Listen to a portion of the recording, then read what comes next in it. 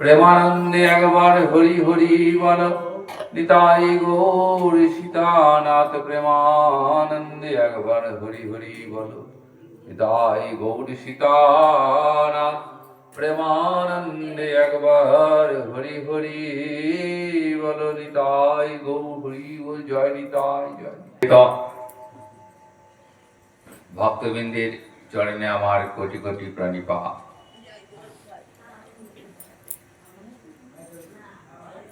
না হইতো কেমনে হইতো, কেমনে হইতবে শ্রীরাধার মহিমা রস সিন্ধু সীমা জগতে জানাতো কে। সত্যই যদি গৌর হরি না আসতেন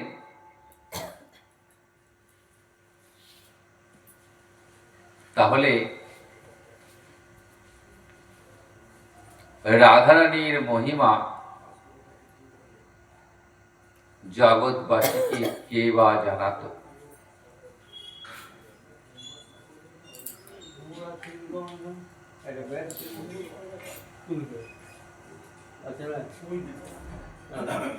তাই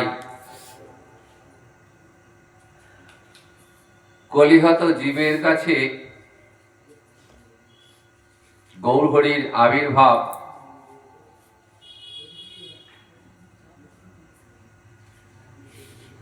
আশীর্বাদ স্বরূপ।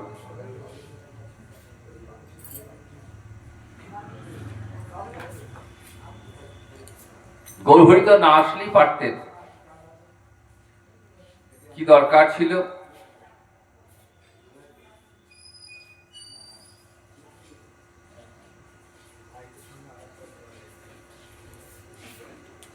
কেন এলেন? কলিহত জীবকে কৃপা করবেন বলেই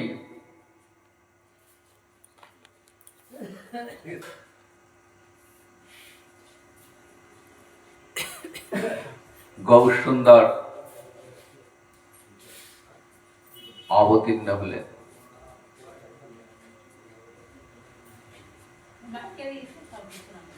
গৌর হরির আবির্ভাবটা অতি সুন্দর। যেদিন আসছেন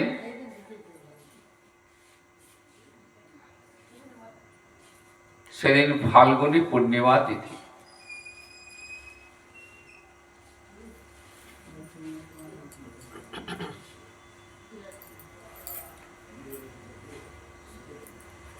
আকাশে চন্দ্রগ্রহণ।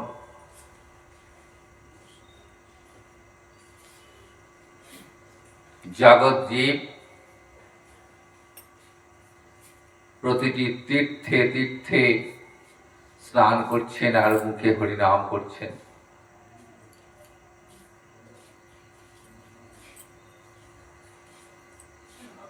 প্রত্যেকটি জীবের মুখে হরিনাম দিয়ে নামের ঠাকুর অবতীর্ণ হলেন।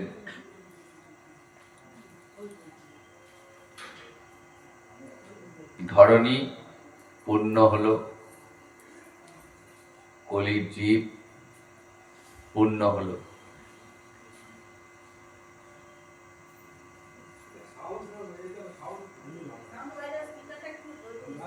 তো গৌর হরি যে অবতীর্ণ হলেন, এই গৌর আবির্ভাবের মূল কারণটি হল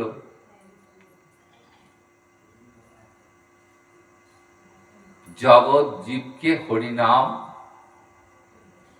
মহামন্ত্র দিয়ে উদ্ধার করা।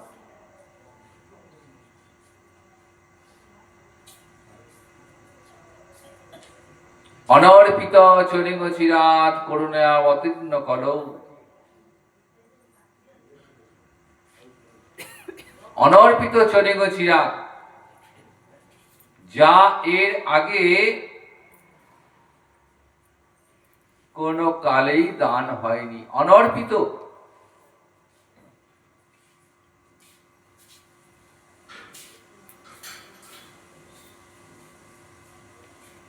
সেই অনর্পিত নাম প্রেম কলিহত জীবকে দান করছেন। হরি পুরাট সুন্দর দূতি। রূপ গোস্বাই পাদ তার বিদগ্ধ মাধব নাটকের মঙ্গলাচরণে এই শ্লোকটি বলছেন, অনর্পিত চরিং চিরাত করুণা বতীর্ণ কল সমর্পয়ত উন্নত উজ্জ্বল রসং সভক্তি শ্রিয়ম হরি পুরাট সুন্দর দূতি কদম্ব সন্দীপিত সদা হৃদয় কন্দরে স্ফুরতু বশচি নন্দন। মঙ্গলাচরণে এই শ্লোকটি বললেন। শ্লোকটি শেষে কি বললেন? স্ফুরতু সদা হৃদয় কন্দরে স্ফুরতু বশচি নন্দন। শচীনন্দন মানে শচী মায়ের সন্তান। গৌরহরি স্ফুরত মানে স্ফূর্তি প্রাপ্ত হোক, অর্থাৎ হৃদয় মাঝে উদিত হোক।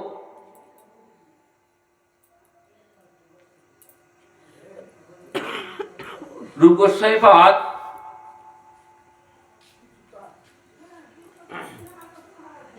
শচীনন্দন কেন বললেন? গৌরহরি তো জগন্নাথ মিশ্রের পুত্র, জগন্নাথ নন্দন তো বললেই পারতেন।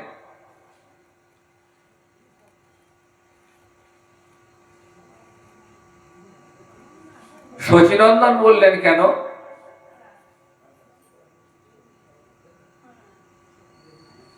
এই কারণেই বললেন, মায়ের অন্তরে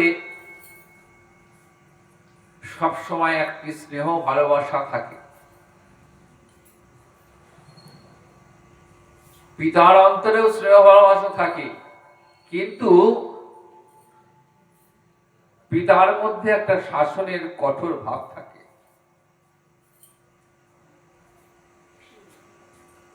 কিন্তু মায়ের হৃদয় সর্বদাই স্নেহ ভালোবাসা মমতায় পূর্ণ।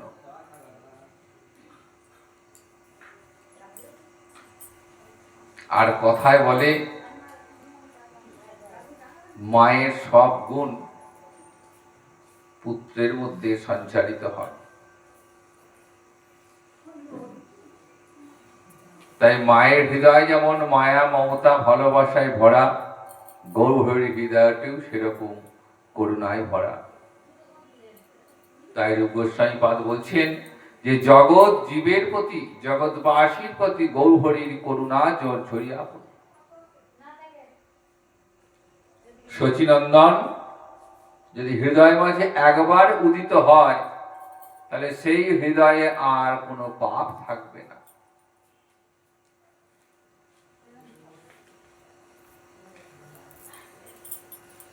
সমস্ত পাপ দূরীভূত হয়ে যাবে। গৌরচন্দ্রের আলোকে হৃদয় গুহার যে অন্ধকার, সেই অন্ধকার দূরীভূত হয়ে যাবে। সিংহের গর্জন শুনলে যেমন পর্বতের গুহায় লুকিয়ে থাকা হাতি ছুটে পালায়, ঠিক সেরকম জীবের হৃদয় গুহাতে পাপ হাতি লুকিয়ে রয়েছে।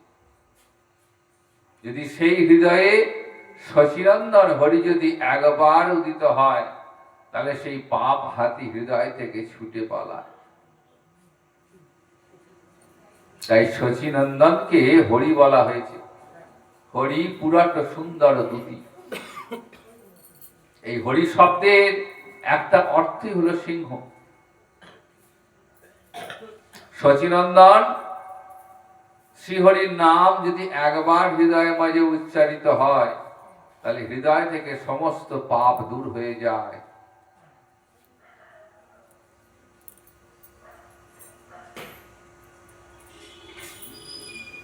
হরি শব্দের আরো একটা অর্থ হয়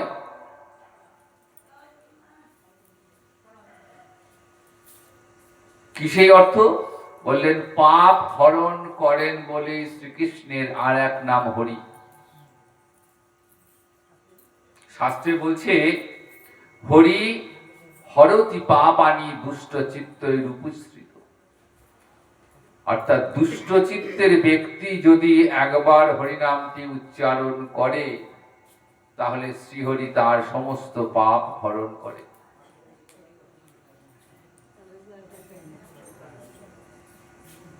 সেই শ্রীহরির রূপটি কেমন বললেন, পুরট সুন্দর দুটি। পুরট শব্দের অর্থ হলো সোনা। গৌরহরি কেমন না, সোনার থেকেও সুন্দর দুটি, অর্থাৎ ঔজ্জ্বল্যযুক্ত।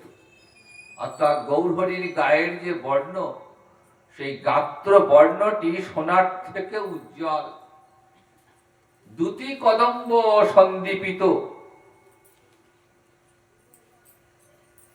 এই দুটি শব্দের অর্থ সম্যক রূপে দীপিত, অর্থাৎ ঔজ্জ্বল্য প্রাপ্ত। সেই গৌরহরি অবতীর্ণ হয়েছেন কখন? করুণা অবতীর্ণ করো, কলিযুগে করুণা করে কৃপা করে অবতীর্ণ হয়েছেন।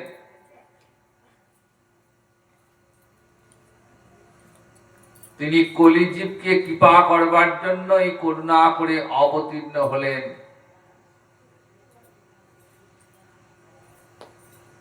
শুধু অবতীর্ণ হলেন না,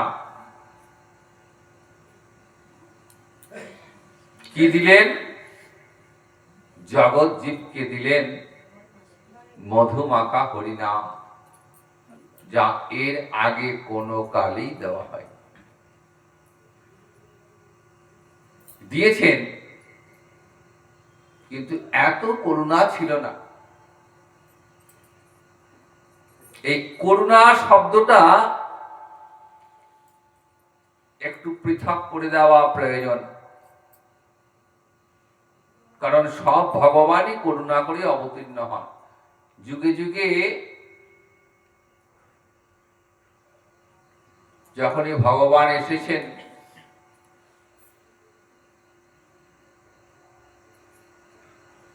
অবতার রূপী হোক, অংশরূপী হোক, কলারূপী হোক,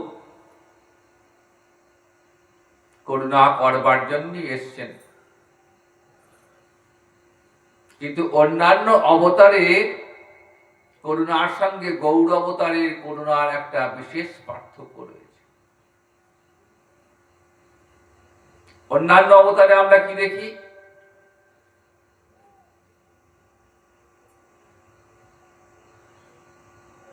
আগে ভগবান, তারপরে করুণা। তারপরে কৃষ্ণ অবতারে পুতনাকে আগে হত্যা করলেন, তারপর কৃপা করলেন। শিশুপালকে আগে হত্যা করলেন, তারপর কৃপা করলেন। কিন্তু চৈতন্য অবতারে করুণা যেন ভগবানের আগে আগে চলেন। আর সেই করুণার মূর্তিটি হলেন আমার নিতাই চাঁদ।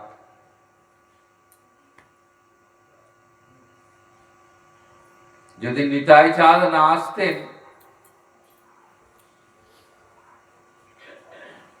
তাহলে জগৎ জীব গৌর কৃপা পেত না।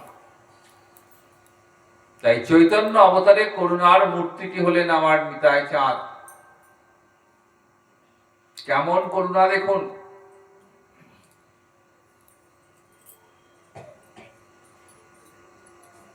মাথায় অঙ্গে আঘাত করেছেন, তাই মাথা ফেটে গেছে, রক্ত ঝরছে। গৌরহরি ছুটতে ছুটতে এসছেন যে আমার নিতাইকে আঘাত করেছে, এত বড় আস্পর্ধা। সুদর্শন চক্রকে আহ্বান করেছেন, এখনই জগায় মাধাকে উচিত শাস্তি দেব। নিতাই চাঁদ গৌরহরিকে জড়িয়ে ধরে বলছেন, প্রভু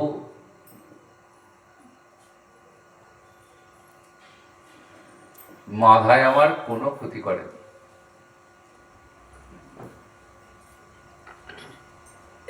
তুমি ওদের কৃপা করো, তুমি যে কথা দিয়েছো এই অবতারে তুমি অস্ত্র ধারণ করবে না, এবি অস্ত্র না ধরিব, কারো প্রাণে না মারিব, নাম দিয়ে চিত্ত শুদ্ধি করিব সবার।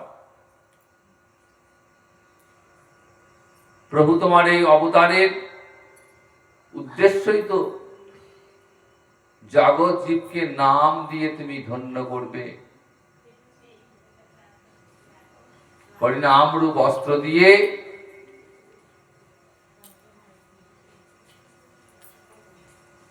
তুমি জীবকে কৃপা করবে। সেই নিতায়ের করুণায়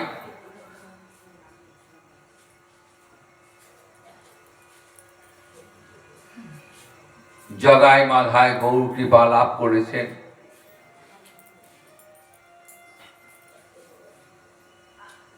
আবার দেখুন, ছয় গোস্বামীর অন্যতম রঘুনাথ দাস গোস্বামী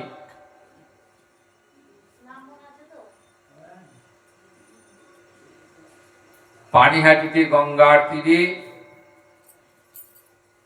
নিতাই চাঁদের আগমন হয়েছে শুনে পিতার কাছে অনুমতি নিয়ে নিতাই চাঁদকে দর্শন করতে গেছেন। দূরে দাঁড়িয়ে দেখছেন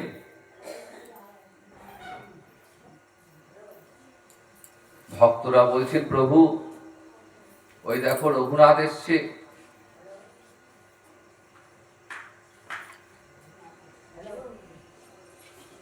নিতাই চাঁদ তো সবই বুঝতে পারছেন, তাই রঘুনাথকে দেখে বলছেন, আয় আয় চোরা। রঘুনাথকে চোর সম্বোধন করলেন কেন? চোর কাকে বলে? যে অপরের দ্রব্য না বলে নেয়।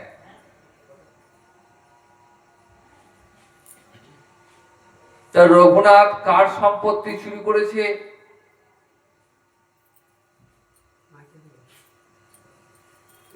রঘুনাথ নিতাইয়ের সম্পদ চুরি করেছে।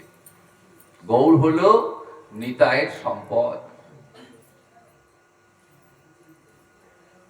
আর সেই নিতাইকে কৃপা না পেয়ে রঘুনাথ গৌর কৃপা পাওয়ার আশাধারী ছিল, তাই যতবারই গেছে ততবারই কৃপা থেকে বঞ্চিত হয়েছে। তাই নিতাই চাঁদ বললেন, আয় আয় ছোড়া, আজ তোকে আমি দণ্ড প্রদান করব। রঘুনাথ বলছেন, প্রভু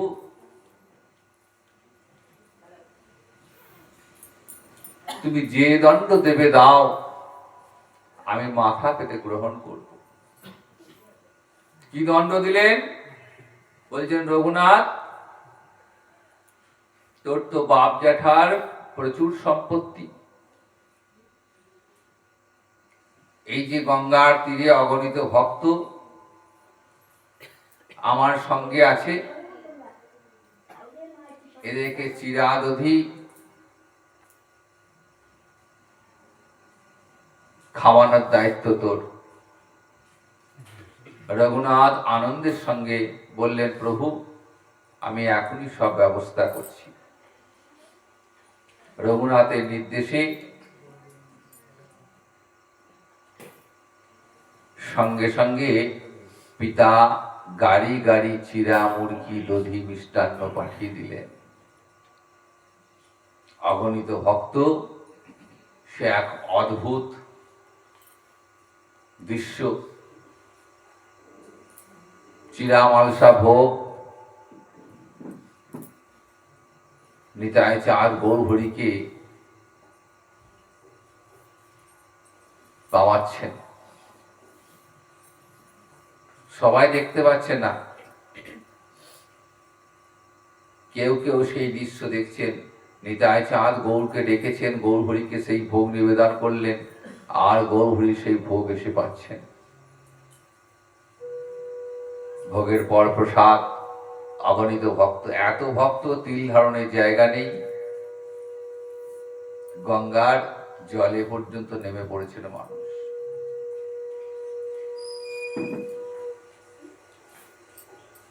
এক এত ভক্ত প্রসাদ পেল, আর নিতাইয়ের কৃপা পেতে বাকি থাকে। রঘুনাথ নিতাইয়ের কৃপা পেয়ে গেলেন। যেই নিতাই কৃপা পেলেন, আর রঘুনাথকে ঘুরে দাঁড়াতে হলো, আর ফিরতে হলো না। নিতাইয়ের আশীর্বাদ নিয়েই গৌর কৃপা লাভ করে চলে গেলেন বৃন্দাবনে। তাই করুণার মূর্তিটি, চৈতন্য অবতারে করুণার মূর্তিটি হলেন নিতাই। তিনি কৃপা না করলে গৌর কৃপা কিছুতেই পাওয়া যাবে না। তাই আগে গৌর হরিকে স্মরণ করতে গেলে আগে নিতাই চাঁদকে স্মরণ করতে হবে। নিতাই চরণ কমলে আশ্রয় নিতে হবে। নিতাই পদ কমল কোটি চন্দ্র সুশীতল, যারে ছায়াই জগৎ জুড়ায়। নিতাই চরণ কেমন? কোটি চন্দ্রের ন্যায়। ওই চরণ কমলের ছায়ায় যে আশ্রয় নেবে, সে অবশ্যই গৌর কৃপা পাবেই পাবে। আর গৌর কৃপা পাওয়া মানেই ব্রজে রাধা মাধব দর্শন হবে।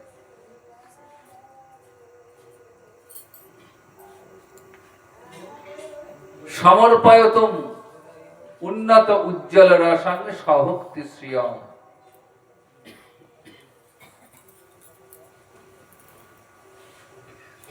উন্নত উজ্জ্বল রস,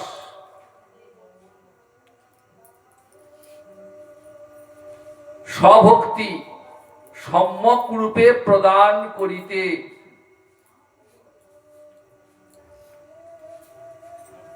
স্বভক্তি শ্রিয়ম, এই কথার অর্থ কি? শ্রী মানে সম্পদ, আর স্বভক্তি মানে নিজ বিষয়ে ভক্তি। এই স্বভক্তি কথার অর্থই হলো নিজ বিষয়ে ভক্তি, অর্থাৎ তিনি নিজেই হলেন ভক্তির বিষয়।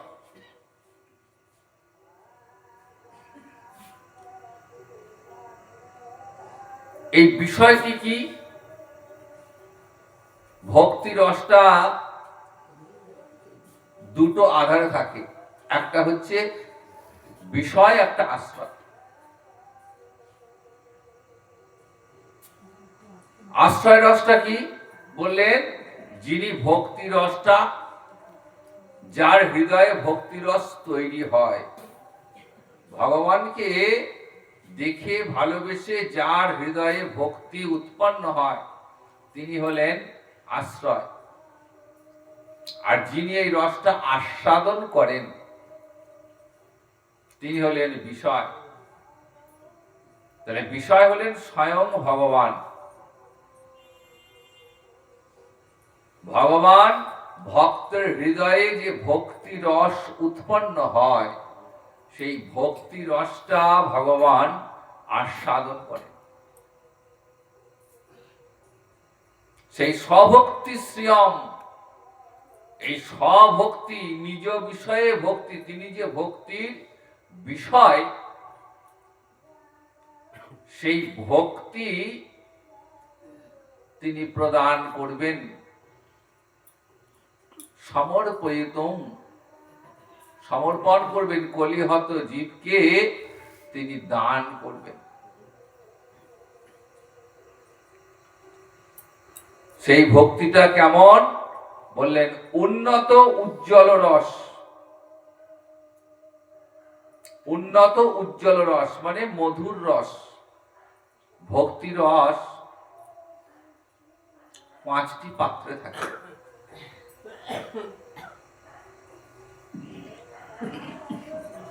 দাস্য, শান্ত দাস্য,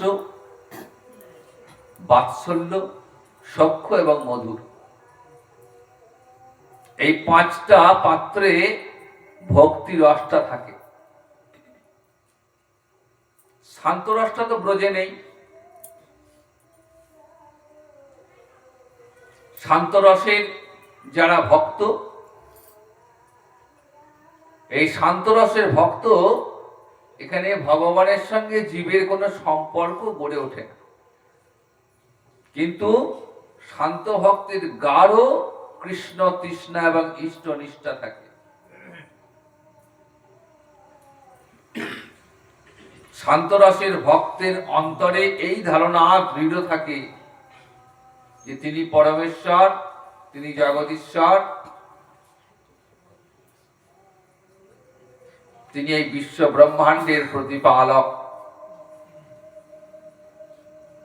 সনক, সনাতন, সনন্দন, সনত কুমার, এরা হলেন সব শান্তরসের ভক্ত। এদেরকে বলা হয় চতুষ্ষণ। এরা ব্রহ্মার মানস পুত্র।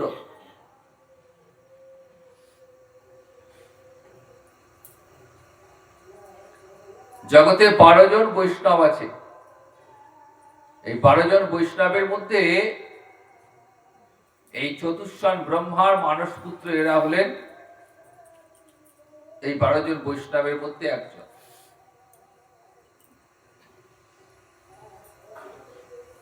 যমরাজ বলছেন যে আমরা 12 জন বৈষ্ণব আছি, জগতে 12 জন বৈষ্ণব। সেই 12 জন বৈষ্ণব কারা? স্বয়ম্ভু, নারদ, শিব, কুমার, কপিল, মনু।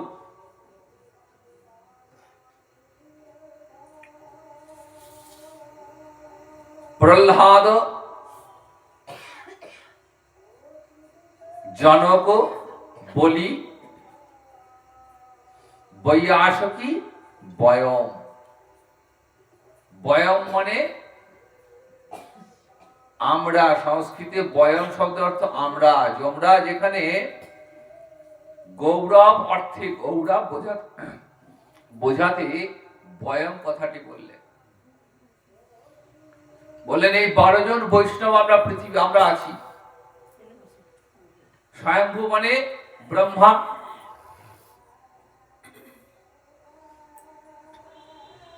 বিষ্ণুর নাভি থেকে ভগবানের ব্রহ্মার উৎপত্তি।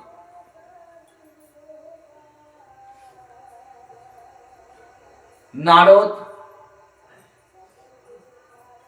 কৃষ্ণ ভক্ত, বিনা যন্ত্রে হরিনাম করছেন, সদাচারী বৈষ্ণব। আর শম্ভু মানে দেবাদিদেব মহাদেব। এই মহাদেবও 12 জন বৈষ্ণবের মধ্যে অন্যতম। আমরা যে মহাদেবের যে রূপটা পূজা করি সেটা কিন্তু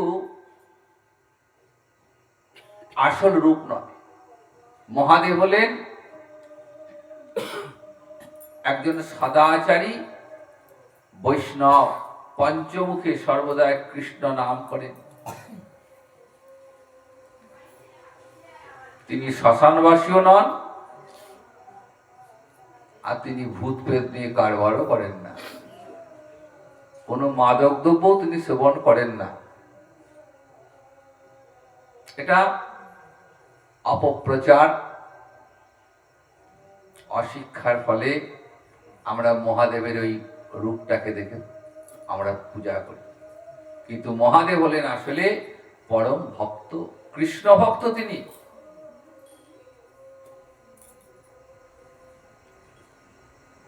কুমারও ওই যে বললাম চতুষ্ষণ ব্রহ্মার 4 মানস পুত্র, শান্তরসের ভক্ত বৈষ্ণব। কপিল ভগবানের একটি অবতার। কপিল ভগবান একবার কপিল রূপে কর্দম ঋষি এবং দেবহূতির পুত্র রূপে অবতীর্ণ হয়েছিলেন। আর মনু হলো মানব জাতির পালক। মনু থেকে মানব জাতির সৃষ্টি। প্রহ্লাদ হিরণ্যকশিপুর পুত্র। প্রহ্লাদ জনক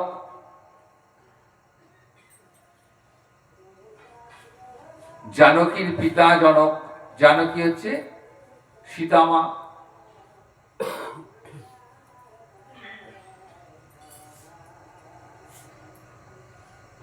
প্রহ্লাদ জনক বলি। ভগবান যখন বামণ্ডতে অবতীর্ণ হলেন তখন তিনি বলিকে কৃপা করেছিলেন। বলি ভগবানকে চিনতে পারেননি, তাই ভগবানকে দান দেবার স্পর্ধা করেছিলেন।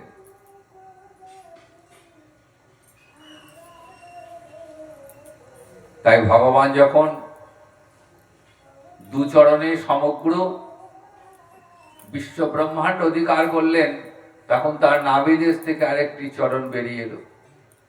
বলিকে বললেন, এইবার আমার এই তৃতীয় চরণটা কোথায় রাখবো? তখন বলি নিজের মস্তকটা মাথায় পেতে দিয়েছিলেন, মস্তক পেতে দিলেন। বললেন, প্রভু আমার এই চরণ হোক তোমার, আমার মস্তক তোমার এই তৃতীয় চরণ রাখার জায়গা। বলির নিষ্ঠাতে ভগবান খুশি হলেন।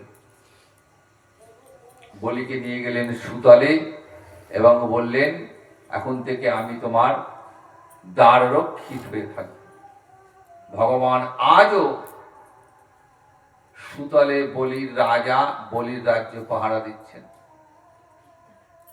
আর বৈয়াসকি সুখদেব, যিনি হরিদ্বারের ব্রহ্মকুণ্ডের তীরে মহারাজ পরীক্ষিতকে কৃষ্ণ কথামৃত শ্রবণ করিয়েছিলেন। আর একজন হলেন যম রাজা, যিনি তার অনুচরদের আদেশ দিয়েছেন যে জগতে যারা কৃষ্ণ ভক্ত এবং শিব ভক্ত তাদের কাছে তোমরা যাবে না। যেখানে হরিকথা হবে, যার মুখে হরিনাম উচ্চারিত হবে, তোমরা তাকে স্পর্শ করবে না। কাজে যেখানে হরিকথা হয়, হরিনাম হয়, সেখানে মৃত্যু তাকে স্পর্শ করতে পারে না। এই চতুষ্ষণ এরা হলেন শান্ত রসের ভক্ত। আর বাকি যে চারটি রস, দাস্য রস, বাৎসল্য রস, সখ্য রস এবং মধুর রস, এই চারটি রস রয়েছে ব্রজে।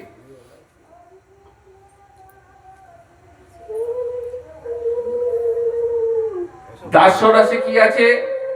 সেব্য সেবক ভাব।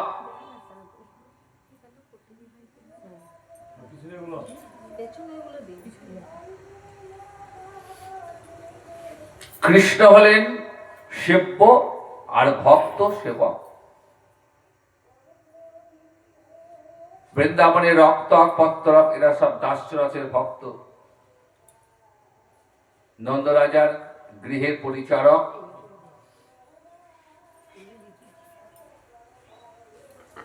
এরা কৃষ্ণকে শাসন করতেন।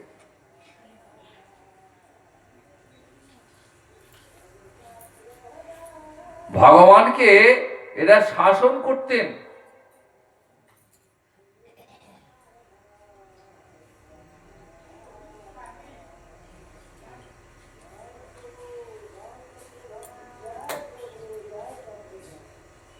বাৎসল্য রসটা কেমন? মা যশোদা, পিতা নন্দ এরা হলেন বাৎসল্য রসের মূরতি।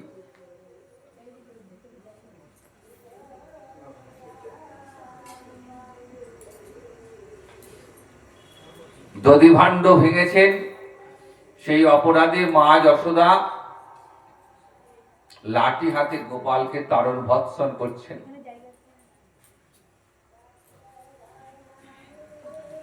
গোপাল গোষ্ঠে যাবে,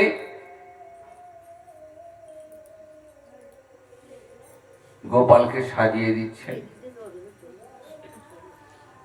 আবার গোপালের হাতে ভয়ঙ্কর ভয়ঙ্কর অসুর নিধন দেখে ভয় পেয়েছেন, ভাবছেন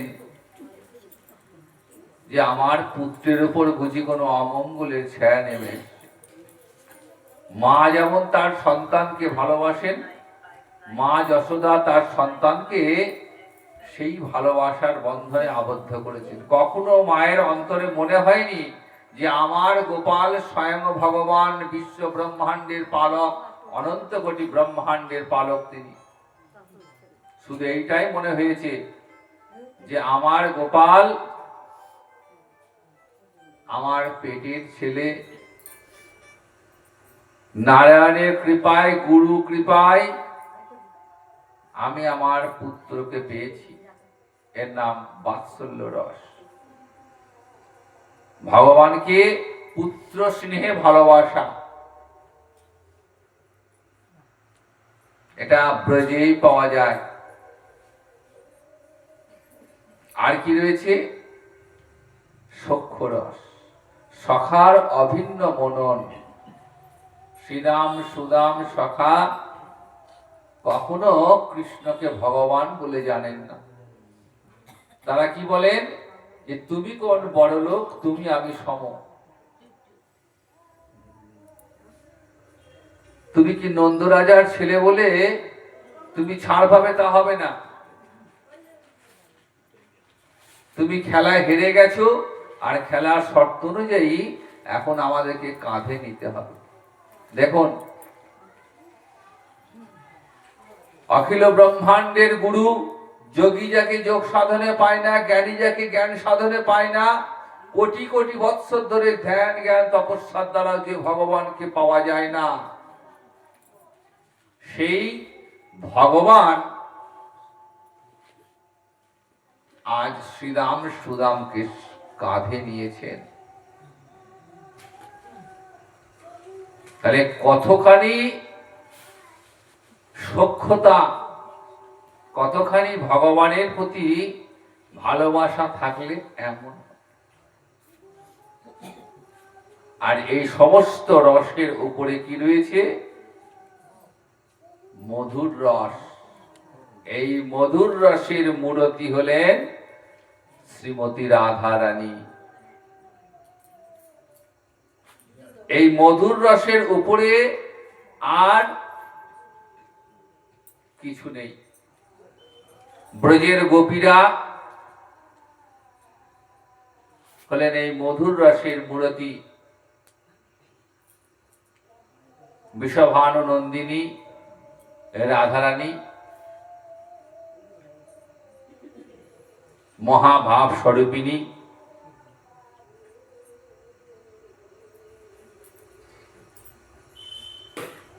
তিনি এই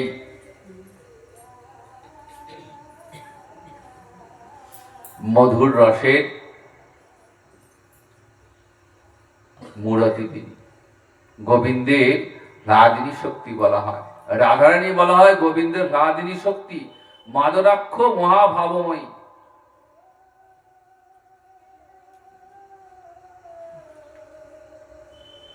সমস্ত রসের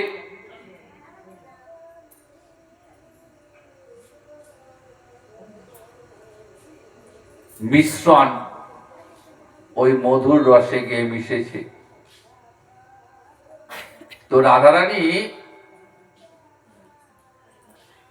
কৃষ্ণ প্রেম জমাট বেঁধে রাধা মূর্তি পরিগ্রহ করেছে। কৃষ্ণ প্রেম দেখুন, কৃষ্ণ প্রেমটা কেমন?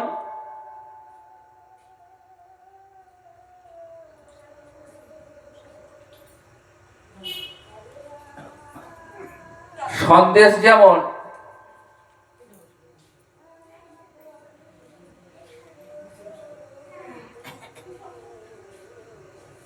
সন্দেশ থেকে যেমন মূর্তি তৈরি করা যায়,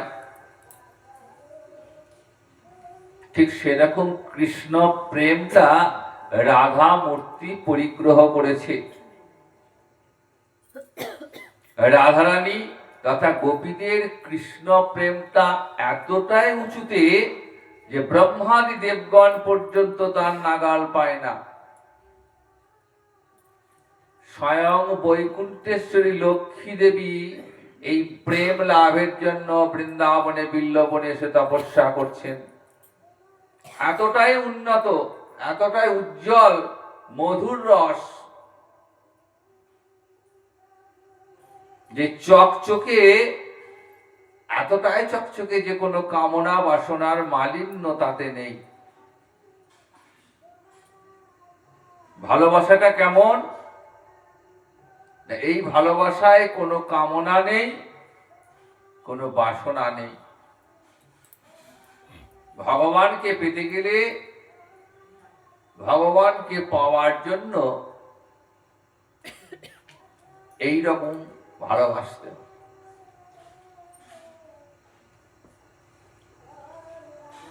তো রাধারানীর সমান, রাধারানীর মতো করে কেউ গোবিন্দকে ভালোবাসতে পারেননি। যখন রাধারানীর আবির্ভাব হচ্ছে, চোখ দুটি মুদ্রিত, চোখ খুলছেন না, অপরূপা সৌন্দর্য সারা অঙ্গে উপাঙ্গে ছড়িয়ে পড়ছে, কিন্তু চোখ অন্ধ। বিষভানু রাজার দুঃখের শেষ নেই, আমার এমন সুন্দরী কন্যা কিন্তু শেষে কিনা অন্ধ হয়ে জন্মালো। কিন্তু রাধারানী তো অন্ধ নন, তিনি চোখটা খুলবেন কখন না তার প্রিয়তমকে দেখার পরেই তিনি চোখ খুলে প্রথমেই তিনি গোবিন্দকে দর্শন করবেন। মা যশোদা গোপালকে কোলে নিয়ে এসেছেন কীর্তিদার ঘরে। বিষভানু পত্নী কীর্তিদা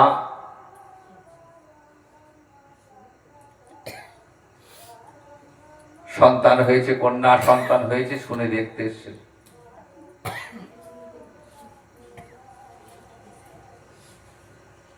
গোপালকে নামিয়ে দিয়েছে রাধারানীর পাশে, এবার নিজেরা গল্প করছে। আর ওই অখিল ব্রহ্মাণ্ডের গুরু রাগিনী শক্তি রাধারানী হাতটা নিয়ে চোখে বুলিয়ে দিয়েছে। যেই পরশ পেয়েছে সঙ্গে সঙ্গে রাধারানী চোখ খুলছে।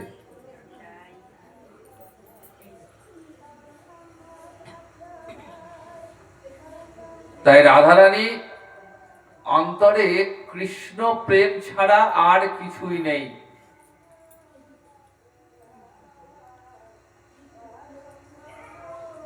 তাই সখীদের কাছে রাধারানী বলছেন, যদি নয়ন মুদে থাকি আমি অন্তরে গোবিন্দ দেখি, আমি নয়ন মেলিয়া দেখি শ্যাম। আমি যদি চোখ দুটো বন্ধ করে থাকি না, আমি অন্তরে আমার প্রাণ গোবিন্দকে দর্শন করি, আবার চোখ মিললেই আমি আমার শ্যামকে দেখি। আকাশের নীল মেঘ দেখে শ্যাম অঙ্গের সঙ্গে মেঘকে তুলনা করছেন। যেদিকেই তাকাচ্ছেন সেদিকেই শ্যাম। পূর্বর আগের সময় সখীদের কাছে রাধারানী বলছেন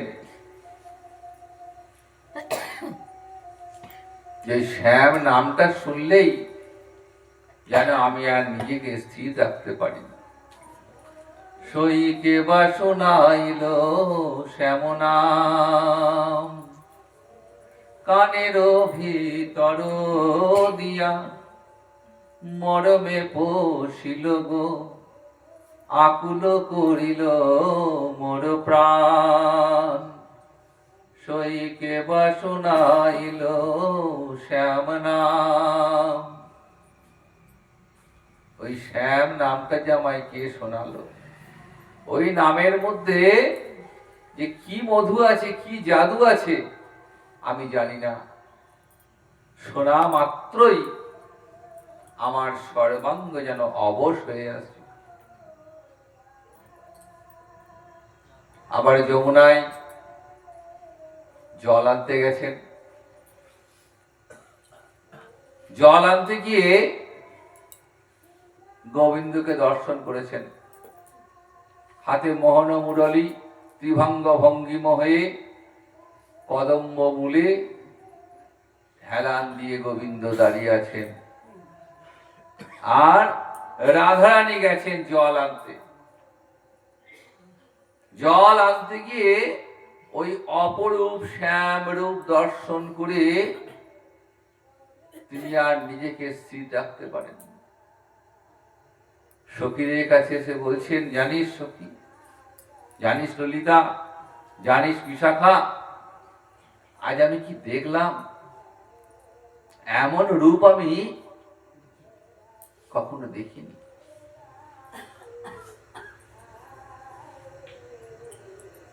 জগতে এমন রূপ কারো হতে পারে? ললিতা বিশাখা বলছেন, কি দেখলি? রাধারানী বলছেন, শুনবি? দেখে এলাম তারে সই গো, দেখে এলাম তারে, এতি অঙ্গে এত রূপ নয়নে না ধরে। দেখে এলাম তারে সই গো, দেখে এলাম তারে, একই অঙ্গে এত রূপ নয়নে না ধরে। বলছেন এক অঙ্গে এত রূপ, সেই রূপ দেখে আমার নয়ন পড়ছে। বিধাতাকে অভিশাপ দিচ্ছেন যে, বিধাতা দিলে দিলে দুটি আঁখি কেন দিলে? গোবিন্দের নয়ন, গোবিন্দের রূপ এই দু নয়নে দেখে তো আশা মেটে না। কোটি আঁখি পেলেও কম। তুমি যোগ্য সৃষ্টি জানো না, তুমি এমন সৃষ্টি কেন করলে? এমন রূপের ডালি, সেই রূপ কি দু নয়নে দর্শন করে আশা মেটে? বেঁধেছে বিনোদ চূড়া নবগুঞ্জা দিয়া, উপরে ময়ূর পাখা বামে হেলাইয়া। গোবিন্দের রূপটা কেমন? বেঁধেছে বিনোদ চূড়া বামে হেলাইয়া। চূড়া বাঁদিকে হেলে গেছে। কালিয়া বরণ খানি চন্দনেতে মাখা, আমা হইতে জাতি কুল নাহি গেল রাখা। ওই রূপ দেখে আমার জাতি কুল, সমাজ সংসার আমার সব দূরে গেল, আমার সব চলে গেল। ওই মোহন মুরলী হাতে কদম্বে হেলন, আমি দেখিয়া শ্যামের রূপ হইলাম অচেতন। ওই শ্যামের রূপ দেখে আমি অচেতন হয়ে গেলাম। জানিস কি কি রূপ? গৃহ কর্ম এলাইতে এলাই সব দেহ, জ্ঞান দাস কহে ভীষণ শ্যামের লেহ। যমুনা তীরে ওই প্রাণ গোবিন্দের রূপ দর্শন করে রাধারানী আর নিজেকে স্থির রাখতে পারছেন না।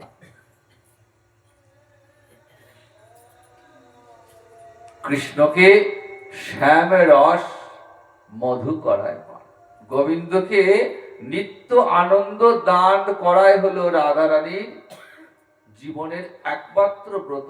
আমার গোবিন্দ কিসে আনন্দ পাবেন, আমার গোবিন্দ কিসে আনন্দ পাবেন, এটাই রাধারানীর জীবনের একমাত্র ব্রত।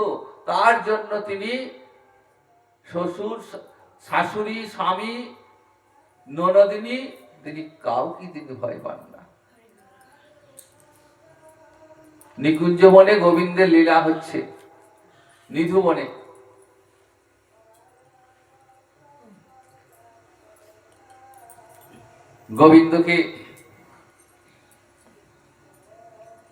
গোবিন্দ দাঁড়িয়ে আছেন, রাধারানী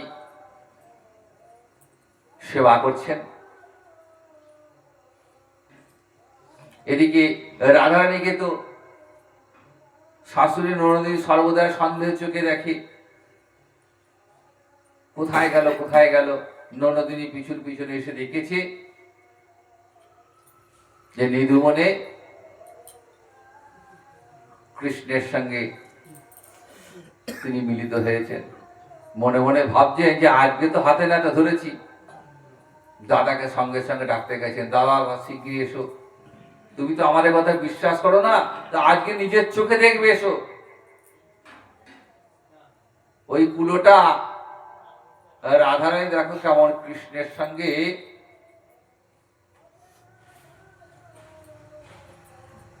কেমন লীলা করছে, দেখো। আজ নিজের চোখে তোমায় দেখাবো।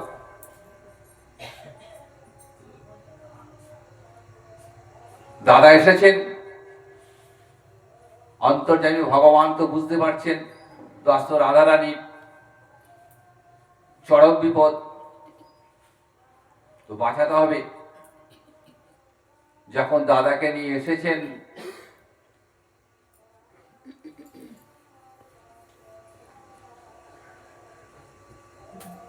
এসে দেখছেন রাধারানী মা কালীর সেবা করছেন। তা দেখুন, রাধারানীকে রক্ষা করবার জন্য গোবিন্দ কালী রূপ ধারণ করেছেন, কৃষ্ণ কালী হয়েছেন তিনি।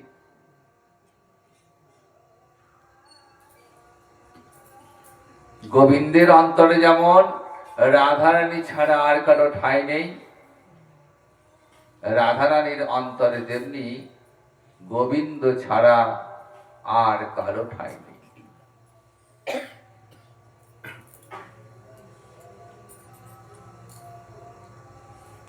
রাধারানী মনে মনে ভাবছেন যে আমার মতো অভাগিনী আর কি আছে।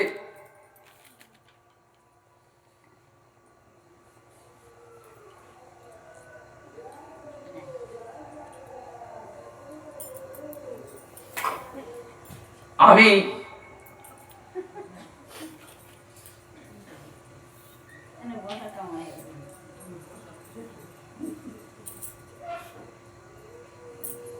আমার না আছে রূপ, না আছে গুণ, অথচ আমার গোবিন্দ আমায় কতই না ভালোবাসে। তাই গোবিন্দের কাছে আমার রাধারানী নিবেদন করছেন, শোনো সুন্দর শ্যাম ব্রজ বিহারী, হৃদি মন্দিরে হরি তোমারে রাখি। শোনো সুন্দর শ্যাম ব্রজ বিহারী, হৃদি মন্দিরে রাখি তোমারে হরি। তোমায় হৃদয়ে রাখি হে, তুমি আমার সর্বস্ব ধন। হৃদয়ে রাখি হে, তুমি আমার প্রাণ বধুয়া। হৃদয়ে রাখি হে, শোনো সুন্দর শ্যাম ব্রজ বিহারী, হৃদি মন্দিরের হরি তোমারে রাখি। হে গোবিন্দ, হে শ্যাম সুন্দর, আমার এই হৃদয় মন্দিরটাই হলো তোমার স্থান। তুমি আমার প্রাণ বধূয়া।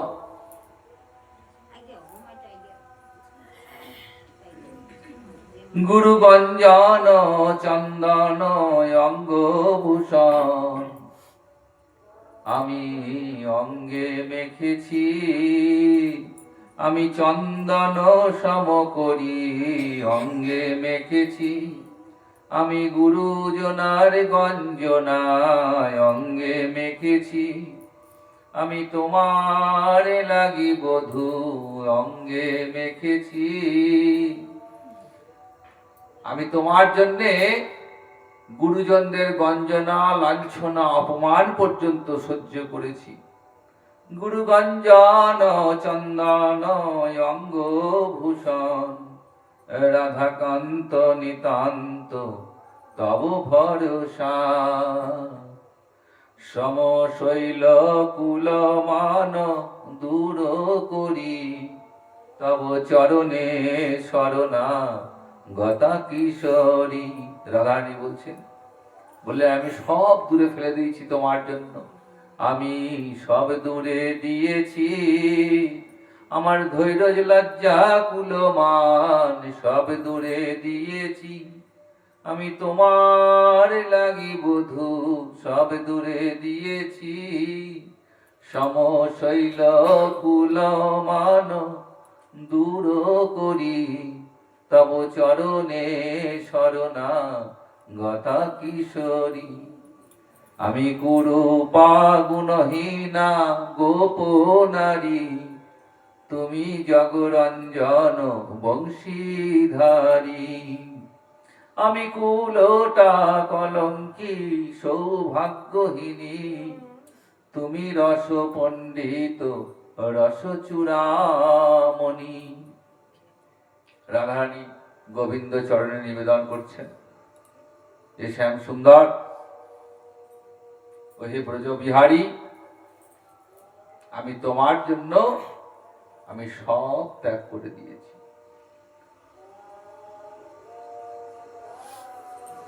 এই রাধা প্রেম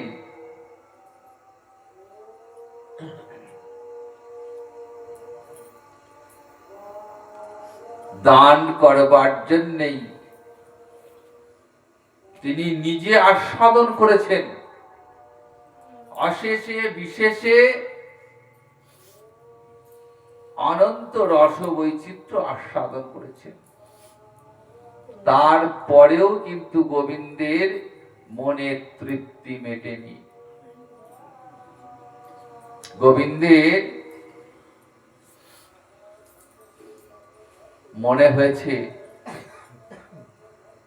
যে আমি তো রাধারানীকে ভালোবাসি, আবার রাধারানীও আমাকে ভালোবাসে, কিন্তু আমাকে ভালোবেসে রাধারানী অন্তরে যে সুখ আস্বাদন করে, সেই সুখ আমার অন্তরে আস্বাদন হয়। তাহলে রাধারানীর প্রেমের মধ্যে কি এমন রয়েছে? কৈছন রাধা প্রেমা, কৈছন মধুরিমা, কৈছন সুখেতি হভোর। বললেন রাধারানীর প্রেম কেমন? কৈছন রাধা প্রেমা, কৈছন মধুরিমা, বললেন সেই প্রেমের মাধুর্যই বা কেমন? রাধারানীর প্রেমের মধ্যে কি এমন মাধুর্য আছে যে আমার মতো পুরুষোত্তম কেউ সে বশীভূত করে ফেলেছে। গোবিন্দ ভাবছেন যে আমি পুরুষোত্তম, জগতে কারো ক্ষমতা নেই আমাকে বশীভূত করে। কিন্তু কি আশ্চর্য, সেই আমি পুরুষোত্তম আমি কিনা রাধারানীর প্রেমে এমন বশীভূত হয়ে গেলাম। তাই রাধারানীর প্রেম না জানি কত উঁচু। তাহলে সেই প্রেমের মহিমাটা কেমন আমায় জানতে হবে। কৈছন সুখেতি হভোর, আমাকে ভালোবেসে রাধারানীর অন্তরে কেমন সুখ হয়, সেই সুখটা আমাকে আস্বাদন করতে হবে। তাহলে কেমন করে করব আশ্রয়, সেই আস্বাদনটা কেমন করে হবে? যদি আমি প্রেমের বিষয় হয়ে থাকি তাহলে কিন্তু আস্বাদন হবে। যে হৃদয়ে ভক্তি রস উৎপন্ন হচ্ছে, যে হৃদয়ে প্রেম উৎপন্ন হচ্ছে,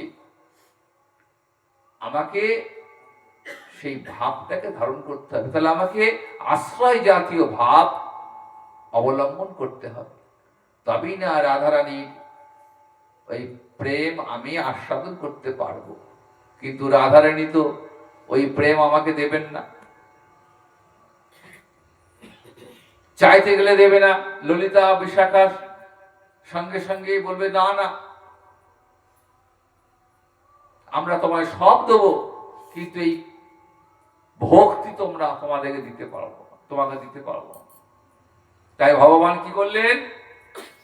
ভগবান তখন চুরির আশ্রয় নিলেন, চৌর্যবৃত্তি আশ্রয় নিয়েছেন। ভগবান তো এমনিতেই চোর, ননি চোর করেছেন, ননি চুরি করেছেন, মাখন চুরি করেছেন, ব্রজবাসীর হৃদয় চুরি করেছেন। চৌর্যকার যে ভগবান অত্যন্ত পটু, তাই কি করলেন? নিজেকে একটু পরিবর্তন করলেন, অঙ্গ কান্তিটাকে একটু পরিবর্তন করে ওই সোনার বরণ ধারণ করলেন। রাধারানীর ওই হেমাঙ্গী, ওই হেম বরণ রাধারানীর অঙ্গটাকে অবলম্বন করে রাধার ভাবটা অন্তরে নিয়ে এলেন। উদ্দেশ্য কি না, ওই প্রেম নিজে আস্বাদন করব, আর সেই সঙ্গে সঙ্গে কলিহত জীবকে ওই প্রেম আমি দান করব। দাপরে যখন কৃষ্ণলীলা শেষ হলো, গোলকে গোবিন্দ মনে মনে ভাবছেন, চিরকাল নাহি করি প্রেম ভক্তি দান, ভক্তি বিনা জগৎ জীবের নাহি অধিষ্ঠান। সেই কবে কোন কলিতে একবার প্রেম ভক্তি দিয়েছি, তারপর তো আর জীবকে ভক্তি দেওয়া হয়নি। আর ভক্তি ছাড়া তো মুক্তি হবে না। যতক্ষণ জীবের অন্তরে এই অভিমানটা না আসবে যে আমি কৃষ্ণচরণের দাস, নিত্য কৃষ্ণচরণের দাস, ততক্ষণ পর্যন্ত জীবের অন্তরে ভক্তি আসবে না। আর ভক্তি যতক্ষণ না আসবে, জীবের মুক্তিও হবে না। তাহলে ভক্তি বিতরণ করতে হবে। ভক্তি বিতরণ কে করে? ভক্তি বিতরণ করার কাজটা তো ভক্তের। তাহলে আমাকে ভক্ত রূপে যেতে হবে। পঞ্চতত্ত্বাত্মকং কৃষ্ণং ভক্ত রূপ স্বরূপকং ভক্তবতারং ভক্তক্ষং নমামি ভক্ত শক্তিকম। 5 রূপে এলেন, পঞ্চতত্ত্ব রূপে কলিহত জীবকে কৃপা করবার জন্য এলেন। এই পঞ্চতত্ত্বের প্রথম হলেন শ্রী অদ্বৈত আচার্য। মহাপ্রভু থেকে বয়সে 125 বৎসর, 52 বছরের বড়। প্রভু আসার 52 বছর আগেই চলে এসেছেন। কেন? কৃষ্ণ নাম শূন্য এই অসার জগৎকে কৃষ্ণ নামে ধ্বনি করবেন। শান্তিপুরে ঘাটে বসে গঙ্গা জল তুলসী পত্র দিয়ে ডাকছেন, মোর প্রভুই আসি যদি করি অবতার, অবশ্যই সকল জীবের আমি করিব উদ্ধার। বেদ 55 উপাধি প্রাপ্ত।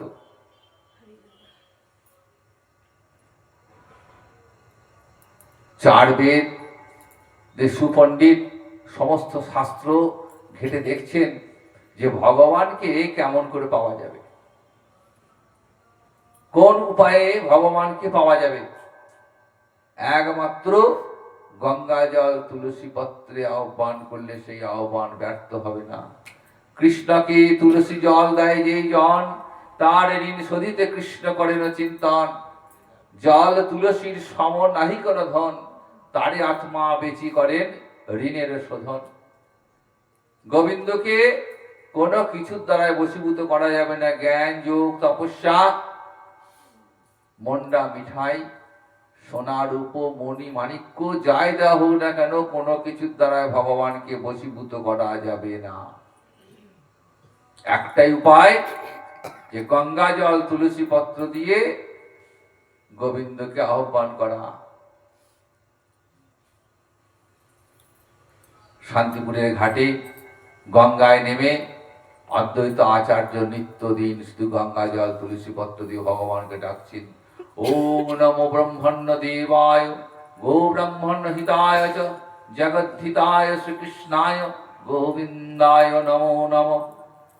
তুলসী পত্র গঙ্গা জল দিচ্ছেন আর ভগবানকে আহ্বান করছেন, প্রভু একবার কৃপা করে এসো, কলিহত জীবকে কৃপা করো।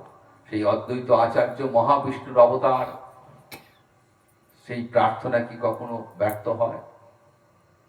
অদ্বৈত আচার্যের আহ্বানে প্রভু আসছেন, নিজ মুখে বললেন, সুতিয়া আছিনু মই ক্ষীরোদ সাগরে, আসিত হইল মোরে নাড়ার হুঙ্কারে। আমি ছিলাম ক্ষীরোদ সাগরে, কিন্তু নাড়া মানে অদ্বৈত আচার্যকে নাড়া বলতেন কেন না? অদ্বৈত আচার্য নারিয়াল বংশে জন্ম, বাংলাদেশে জন্ম, নারিয়াল বংশে জন্মেছিলেন। তাই অদ্বৈত আচার্যকে প্রভু আদর করে ভালোবেসে নাড়া বলতেন। বলছেন, আমি ছিলাম কোথায়? ক্ষীরোদ সাগরে শুয়েছিলাম, আমাকে আসতে হলো নাড়ার হুঙ্কারে, আমায় ছুটে আসতে। আর কে এলেন? ভক্তের স্বরূপে আমার নিতাই চাঁদ এলেন। যদি নিতাই না আসতেন তাহলে গৌর কি বস্তু, গৌর কি জিনিস আমরা জানতেই পারতাম না। আর গৌর যদি না আসতেন তাহলে আমরা রাধা রানীর প্রেম কি আমরা জানতেই পারতাম না। সঙ্গে এলেন ভক্ত শ্রীবাস আর গদাধর। রাধারানী গোবিন্দের শক্তি রূপে গদাধর প্রভু এলেন। এই পাঁচ তত্ত্ব জগৎ জীবকে কৃপা করবার জন্য পাঁচ রূপে এলেন। কি করবেন? এবারে নাম সংকীর্তন লীলা হবে। জগৎ জীবের দ্বারে দ্বারে হরিনাম মহামন্ত্র পৌঁছিয়ে দেবেন। হরে কৃষ্ণ কৃষ্ণ কৃষ্ণ হরে হরে, হরে রাম রাম রাম হরে হরে। যখন আসছেন তখন পরিস্থিতি এমন ছিল না। সেই সময় বিধর্মীদের শাসন, নবদ্বীপ পণ্ডিতের জায়গা, আবার নবদ্বীপ খুব সমৃদ্ধির জায়গা। নবদ্বীপ হচ্ছেন তৎকালে বাংলার রাজধানী। এখন যেমন কলকাতা, ঠিক সেরকম তখন নবদ্বীপের জাঁকজমক জনপ্রিয়তা সেরকম ছিল। প্রাচ্যের অক্সফোর্ড বলা হতো। সমস্ত বিদ্বান পণ্ডিত গুণী ব্যক্তির আবাসস্থল। প্রত্যেকটা মানুষ অবস্থাপন্ন, স্বাচ্ছন্দ্য জীবনযাপন করতেন। কিন্তু কোথাও ভক্তির লেশ মাত্র নেই, কোথাও কৃষ্ণ ভক্তি নেই। বড় বড় পণ্ডিত রয়েছেন, এমন বড় বড় পণ্ডিত যে সেই পণ্ডিতের ধারে কাছে ভারতবর্ষের কোন পণ্ডিত আসতে ভয় পেতেন নবদ্বীপে পণ্ডিতের কাছে। কিন্তু কোথাও গীতা ভাগবতের প্রচার নেই, কোথাও কৃষ্ণ ভক্তি নেই, কৃষ্ণ নাম নেই। কৃষ্ণ নাম ভক্তি শূন্য সকল সংসার। কাজে জগৎ জীবকে কৃষ্ণ নাম দান করতে হবে। তাই কৃষ্ণ নাম দেবেন বলে প্রভু কেমন করে আসছেন দেখুন। নামে ঠাকুর আসছেন তো জগৎ জীবের মুখ দিয়ে হরিনাম বলিয়ে আসছেন। তাই যেদিন আসছেন সেই দিনটা হলো ফাল্গুনী পূর্ণিমা। আকাশে চন্দ্রগ্রহণ, শচীগর্ভ সিন্ধু মাঝে অবতীর্ণ হচ্ছেন আমার প্রভু গৌরহরি।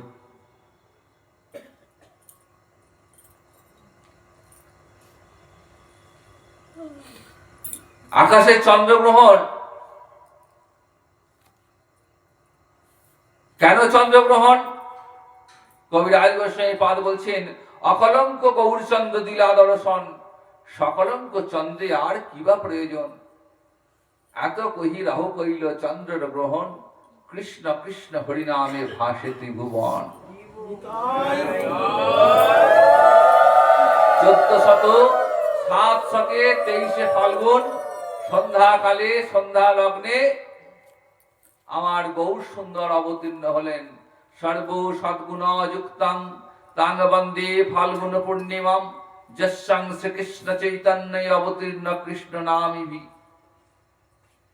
শ্রীকৃষ্ণ চৈতন্য নাম নিয়ে কৃষ্ণ নাম প্রদানের জন্য অবতীর্ণ হলেন। গৌর পূর্ণিমা, গৌরহরির আবির্ভাব, আবার সেই সঙ্গে হোলি, বসন্তকাল, অনুরাগের কাল, অনুরাগের ঋতু। এই সময় বৃন্দাবনে হোলি উৎসব চলছে। বসন্ত পঞ্চমী থেকে শুরু হয় বসন্ত উৎসব। প্রায় 40 দিন ধরে বৃন্দাবনে হোলি লীলা চলে। মাঘ মাসের শুক্লপক্ষের পঞ্চমী থেকে হরিলীলা শেষ হবে ফাল্গুনী পূর্ণিমায়। 40 দিন ব্যাপী বৃন্দাবনে হরিলীলা। সেই প্রাচীন কাল থেকেই বসন্তকালে আবিরের খেলা প্রচলন, আবির খেলা প্রচলন। কারণ আবির হলো বসন্তের অনুরাগের রং। আবিরের রংটি হল অনুরাগের রং, ভালোবাসার রং। আর বসন্তকাল হলো ভালোবাসার ঋতু। তাই শাস্ত্রে বলছে অনুরাগের রং হলো লাল। তাই লাল রং এবং লাল আবিরে সারা বৃন্দাবন ছেয়ে যায়। আজ ব্রজবাসীরা মনের আনন্দে হোলি খেলছেন। রাধা গোবিন্দকে অবলম্বন করে, রাধা মাধবকে অবলম্বন করে সেই হরিলীলা কেমন করে প্রচলন হলো না, পুরাণে একটা কাহিনী দেখি যে দোল পূর্ণিমার আগের দিন চাঁচড় বেরোলো, জানেন তো? চাঁচড় কেন কি করে শুরু হলো? দোল পূর্ণিমার আগে গোপ বালকগণ শ্যামকুণ্ডর তীর ধরে গান গাইতে গাইতে আসছেন, আর ব্রজ বালারা, ব্রজ গোপীরা চচ্চড়ি ছন্দে নৃত্য করছেন, গান নৃত্য করছেন। এমন সময় কংস একটা অসুরকে পাঠিয়েছেন, মেঘ্রাসুর নাম, এসেই ব্রজ গোপীদের দিকে তেড়ে গেছেন। তখন ব্রজ বালকেরা, বালিকারা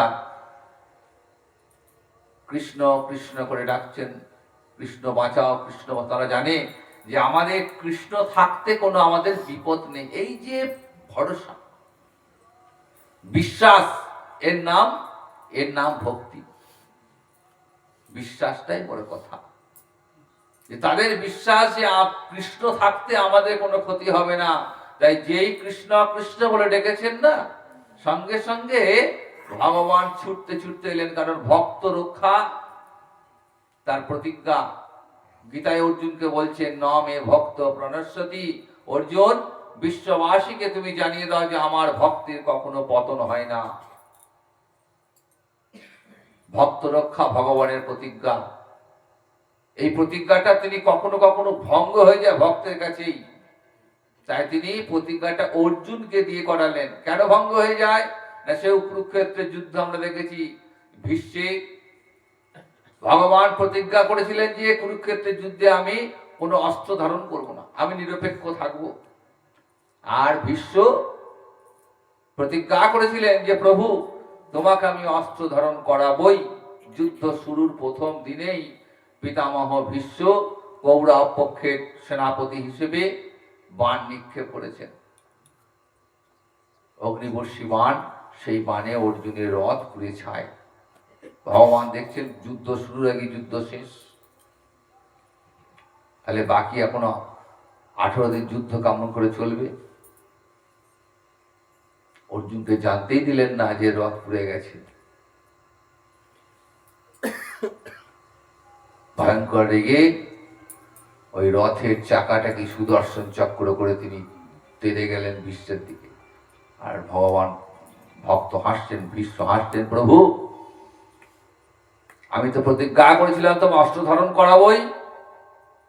তাহলে ভগবানের প্রতিজ্ঞা ভঙ্গ হয়ে যায় কখনো কখনো ভক্তের কাছে, কিন্তু ভক্তের মুখ দিয়ে প্রতিজ্ঞা করলেন যাতে করে কোনোদিন সেই প্রতিজ্ঞাটা ভঙ্গ না হয়। তাই ভগবান আজ মেঘ্নাসুরকে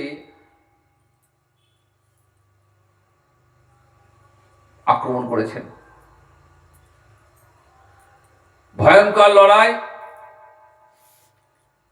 এবং সেই লড়াই শেষে মেঘ্নাসুরের পতন হয়ে গেল। মুখের অগ্নি দিয়ে মেঘ্নাসুরকে পুড়িয়ে দিলেন। গোটা বৃন্দাবনে আজ আনন্দে হিল্লল। ব্রজের বালক বালিকাগণ চচ্চরি ছন্দে গান গাইছেন, আর ভাগ অর্থাৎ আবির পরস্পরের দিকে ছুটতে লাগলেন। পিচকারিতে লাল রং পরস্পরের দিকে ছুটতে লাগলেন। এইভাবে হোলির আনন্দে সারা বৃন্দাবন মেতে উঠে। আবার কোন কোন পুরাণে বর্ণনা আছে, হিরণ্যকশিপুর ভগিনী, তার নাম হোলিকা। এই হোলিকাসুরকে বধ করে হোলি খেলায় মেতে উঠেছিলেন, তাই এর নাম হোলি উৎসব। চচ্চরি ছন্দে গান গেয়েছিলেন, তাই চাঁচর। হোলির আগের দিন চাঁচর বেরোয়। কোন কোন নদী বা জলাশয়ের তীরে একটা ওষুধ তৈরি করে মেঘ্নাসুর বলা হয়। মেঘ্নাসুরকে পোড়ানো হয়, একে বলে মেরা পোড়া। এবং পরের দিন আবির আর রং খেলা, একটা হিন্দোলা বা দোলায় চাপিয়ে রাধা মাধবকে দোলানো হয়, আর সেই সঙ্গে হোলির গান গাওয়া হয়। তাই একে বলে অনেকে দোল পূর্ণিমাও বলে।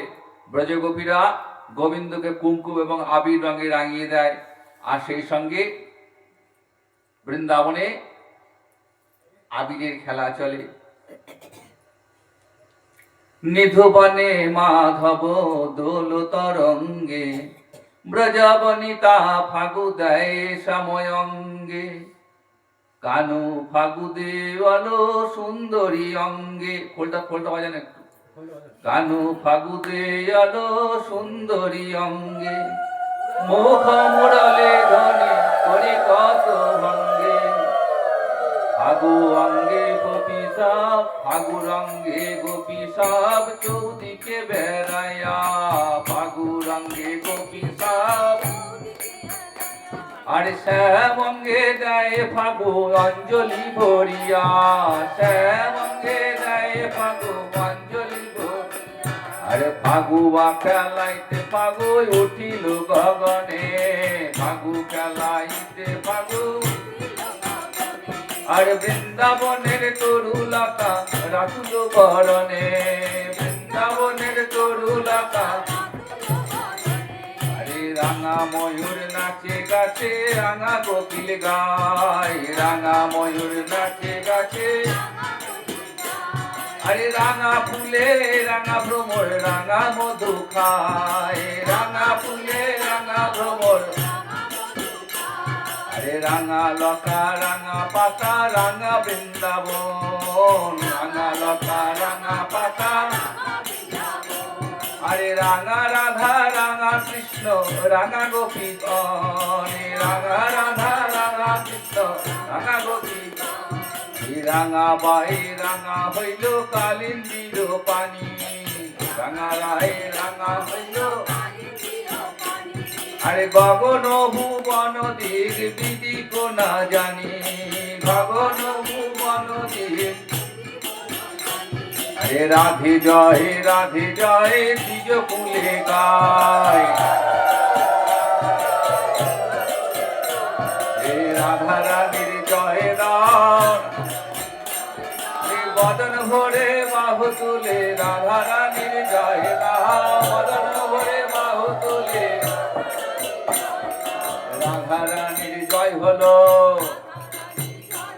আজ বৃন্দাবনের ফাগু খেলায় রাধা রানীর জয় হলো, বৃন্দাবনের ফাগু খেলায় রাধা রানীর জয় হলো। রাধে জয় দ্বিজ কুলে গায়, রাধে জয় দ্বিজ কুলে গায়। আর কেন দাসের চিত নয়ন জুড়ায় নয়ন জুড়ায় দুটি নয়ন সফল হলো আরে রাধা মাধবের মিলন হলো দুটি নয়ন সফল হলো আরে রাধা মাধবের মিলন হলো দুটি নয়ন সফল হলো আরে খেলাতে হারিয়া শ্যাম পলাইতে যায় খেলাতে হারিয়া শ্যাম আরে চৌদিকে ব্রজবধূ পথ নাহি পায় কোন দিকে পালাবে ফাঁপড় পড়েছো শ্যাম কোন দিকে পালাবে আবিরে অরুণ আঁখি মেলিতে না পারে আবিরে অরুণ আঁখি আরে হারিনু হারিনু শ্যাম বলে বারে বারে আরে ঘরে সঙ্গে মুরলি ভূমিতে পড়ি খুশি ঘরে সঙ্গে মুরলি আরে করতালি দেয় সব সখী গণ হাসি আরে ঠিকই পুত্র আলুলিয়া পরে মহিতলে আরে অরুণিত বদন ভাসে সমজলে অরুণিত বদন ভাসে সমজলে আরে শ্যামের বিভর দেখি রসবতী রায় আরে অরুণ বসন দিয়ায় মুখ মুছায় আরে সিংহাসনে বসে রায় করে করি শ্যাম আরে সমবরে দুহু অঙ্গে করি পূর্ণ ঘাম করি পূর্ণ ঘাম আরে শিরতি মঞ্জরিত হে চামর ধুলায় শিরতি মঞ্জরিত হে আর শিরূপ মঞ্জরিত হে তাম্বুল যোগায় আর শিবুন মঞ্জরিতা হে সুবাসিত জল রাধা মাধব হেরি নয়ন সকল আজ হোলি খেলবো সবে তোমারি সনে আজ হোলি খেলবো সব তোমারি সনে একলা পেয়েছি তোমায় ভুবনে একলা পেয়েছি তোমায় ভুবনে আজ হোলি খেলবো সবে তোমারি সনে আজ হোলি খেলবো রে সব তোমারি সনে একলা পেয়েছি তোমায় ভুবনে একলা পেয়েছি তোমায় ভুবনে কুমকুম মারিব তোমার বাঁকা নয়নে কুমকুম মারিব তোমার বাঁকা নয়নে আবির ছিটাব তোমার রাঙা চরণে আবির ছিটাব তোমার রাঙা চরণে আজ হোলি খেলবো সবে তোমারি সনে আজ হোলি খেলবো রে সব তোমারি সনে একলা পেয়েছি তোমায় ভুবনে একলা পেয়েছি তোমায় ভুবনে ওহে স্বামী বনমালী ভাঙব তোমার নাগরালি ওহে স্বামী বনমালী আমি ভাঙব তোমার নাগরালি তোমার চূড়াবাসী কেড়ে লব তোমার চূড়াবাসী কেড়ে লব দেব করতালি চূড়াবাসী কেড়ে লব দেব করতালি আজ হোলি খেলবো শ্যাম তোমারি সঙ্গে একলা বেশি তোমায় ভুবনে আজ হোলি খেলবো রে শ্যাম তোমারি সঙ্গে একলা পেয়েছি তোমায় ভুবনে একলা পেয়েছি হেতা পালিয়ে যাবে কোথায়, একলা হেছি হেতা পালিয়ে যাবে কোথায়, লালে লাল করবো জঙ্গ নিরুজনে, লালে লাল করবো জঙ্গ নিরুজনে, আজ হোলি খেলবো সব তোমারই সনে, আজ হোলি খেলবো রে সব তোমারই সনে, রঙে রঙে পিচকারি ওই মেখেছে আজ বংশীধারী, রঙে রঙে পিচকারি ওই মেখেছে আজ বংশীধারী, বারেক দাঁড়াও না হেসে ওই চাঁদ বদনে, বারেক দাঁড়াও না এসে চাঁদ বদনে, আজ হোলি খেলবো শ্যাম তোমারই সনে, একলা পেয়েছি তোমায় নিধুবনে, আজ হোলি খেলবো শ্যাম তোমারই সনে, একলা পেয়েছি তোমায় নিধুবনে।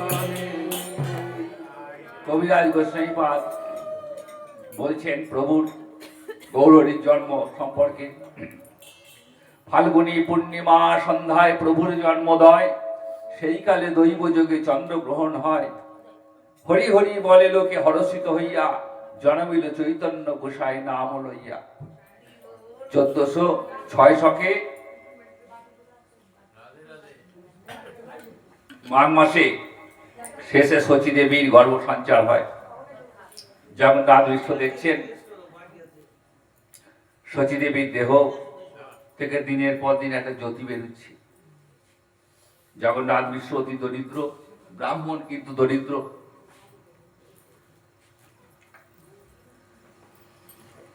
কিন্তু অদ্ভুত ব্যাপার, শচী দেবীর গর্ভ যত বৃদ্ধি পাচ্ছে, জগন্নাথ মিশ্রের দেহে গৃহে ধন সম্পত্তি দিন দিন যেন বাড়তি থাকছে। কোথা থেকে কিভাবে আসছে অবাক হয়ে যাচ্ছে। মাঝে মাঝে শচী দেবী দেখছেন যে আকাশে সন্ধ্যাবেলায় কারা যেন শচী দেবীকে দেখে স্তুতি করছেন জোর হাত করে, কিছু বুঝতে পারছেন না কেন এমন হচ্ছে।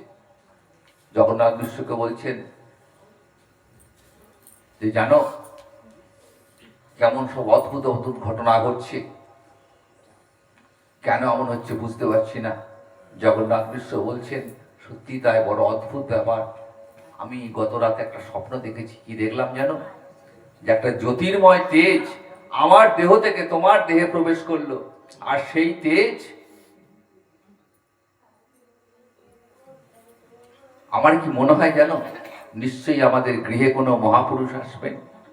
মিশ্র কহে মুই এক স্বপ্ন দেখিনু, জ্যোতির্ময় ধাম মোর হৃদয়ে পুছিল, মোর হৃদয় হইতে গেলা তোমারও হৃদয়, হেন বুঝি জন্মিবেন কোন মহাশয়। গর্ভ দেখতে দেখতে 13 মাস হয়ে গেল। 10 মাস 10 দিন মাতৃগর্ভে থাকার পর সন্তান ভূমিষ্ঠ হয়। শচী দেবীর গর্ভ 13 মাস হয়ে গেল, সন্তান ভূমিষ্ঠ হবার কোনো লক্ষণ নেই। পিতা নীলাম্বর চক্রবর্তী হাত দেখে গণনা করে বললেন কোনো চিন্তা নাই, আগামী ফাল্গুনী পূর্ণিমায় সিংহ রাশিতে সন্ধ্যা লগ্নে, সিংহ লগ্নে তোমার একটি পুত্র সন্তান জন্মাবে। নদিয়া উদয়গিরি পূর্ণচন্দ্র গৌরহরি কৃপা করি করিল উদয়, পাপতম হইল না স্ত্রী জগতের উল্লাস, জগভরি হরিধ্বনি হয়। লাগে শচী দেবীর 8টা সন্তান নষ্ট হয়ে গেছে, পরপর 8টা সন্তান নষ্ট, কন্যা সন্তান। নবমে বিশ্বরূপ, আর 10ম সন্তান হলেন গৌরহরি। যেদিন আসছেন আকাশে চন্দ্রগ্রহণ, অকলঙ্ক গৌরচন্দ্র দিল দর্শন, সকলঙ্ক চন্দ্রে আর কিবা প্রয়োজন। এত কহি রাহু কইল চন্দ্রের গ্রহণ, কৃষ্ণ কৃষ্ণ হরিনামে ভাসে ভুবন। তো চাঁদ ভাবছেন আমার আর কি প্রয়োজন, অকলঙ্ক গৌরচন্দ্র চলে এসছেন, আমার তো কলঙ্ক আছে, কিন্তু আমার গৌরহরির তো কোনো কলঙ্কই নেই। তাই অকলঙ্ক গৌরহরি যখন আসছেন তখন আমার আর কি বা প্রয়োজন। এত কহি রাহু কইল চন্দ্র গ্রহণ। তাই চন্দ্রগ্রহণ আকাশে, আর চন্দ্রগ্রহণে ভারতবর্ষের তীর্থে তীর্থে মানুষ হরিনাম সংকীর্তন করছেন। যারা বিধর্মী বিদ্বেষী, হরিনাম বিদ্বেষী, তারাও হরিনাম করছেন। কেমন কৃপা, কেমন করে করছেন? জগত ভরিয়া লোক বলে গৌর হরি। সেইখানে গৌরচন্দ্র ভূমে অবতরী, প্রসন্ন হইল সব জগতের মন। হরি বলি হিন্দুকে হাস্য করে জবন, হরি বলি নারীগণে দায় হুলা হুলি, স্বর্গে বাদ্য নৃত্য করে দেবপুত হলি। হরিনাম হচ্ছে, তৃতীয় তৃতীয় স্নান করছে, হরিনাম করছে। তো হরে কৃষ্ণ কৃষ্ণ কৃষ্ণ হরে হরে, হরে রাম রাম রাম হরে হরে।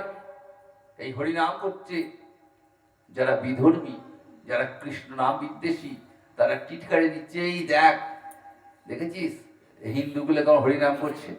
তাহলে কি হলো? যমনের মুখে হরিনাম বলা করালেন। এমন কৃপা দেখুন, অদ্বৈত আচার্য বুঝতে পেরেছেন যে আমার প্রার্থনা সফল হয়েছে। শান্তিপুরের ঘাটে হরিদাসকে নিয়ে আনন্দ করছেন। হরিদাস লইয়া সঙ্গে হুঙ্কার কীর্তন রঙ্গে, কেন নাচে কেহ নাই। যে অবাক হয়ে দেখছেন যে অদ্বৈত আচার্য বুড়ো ব্রাহ্মণ কি বিশাল নৃত্য শুরু করেছে, কিসের আনন্দ। জানতে পেরেছেন সীতা দেবীকে নিয়ে এসছেন সচী মায়ের ঘরে। পুত্রকে দেখি মনের আশা যে আমার প্রার্থনা সফল হয়েছে, আমার গৌরহরি আমার কলিহত জীবকে উদ্ধার করবার জন্য গৌরচন্দ্র আবির্ভূত হয়েছেন। এই গৌর কথা জনলীলা শ্রবণ করলে কি ফল হয়? কবিরাজ গোস্বামী পাদ বলছেন, ওই সে প্রভু সচী ঘরে কৃপাই কইল অবতারে, যেই ইহা করে শ্রবণ, গৌর প্রভু দয়াময় তারে হয়েন সদয়, সেই পায় তাহার চরণ। তাই গৌরহরি জনলীলা শ্রবণ করলে কি হবে? গৌরহরি প্রসন্ন হবেন, আর গৌর চরণ লাভ হবে, মানব জীবন ধন্য হয়ে যাবে। গৌর কথা শ্রবণ করলে, নিতাই চরণ আশ্রয় করলে কি হবে? গৌর কৃপায় ব্রজ দর্শন হবে। তাই আসুন আমরা সবাই মিলে আজকে একটু হরিনাম করি। হরি বলবো আর মদন মোহন হেরিব গো, হরি বলবো আর মদন মোহন হেরিব গো, হরি বলবো আর মদন মোহন